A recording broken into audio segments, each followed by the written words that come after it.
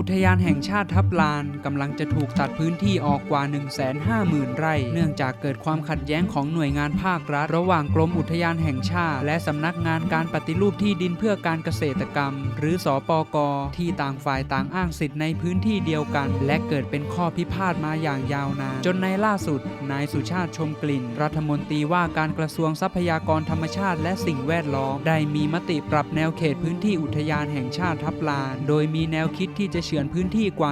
150,000 ไร่ให้กับสำนักงานการปฏิรูปที่ดินเพื่อการเกษตรกรรมไม่ว่าจะเป็นเขตพื้นที่ทับซ้อนโครงการหมู่บ้านตัวอย่างไทยสามัคคีโครงการเพื่อความมั่นคงและพื้นที่ราชภัสดุสนามฝึกซ้อมรบและยังมีการย้ำอีกว่ายังให้ความสำคัญกับคดีบุกรุกพื้นที่ป่าอนุรักษ์ที่มีกลุ่มนายทุนเข้าไปสร้างโรงแรมบ้านพักหรูและรีสอร์ทที่รุกล้ำเข้าไปในเขตอุทยานแห่งชาติทับลาน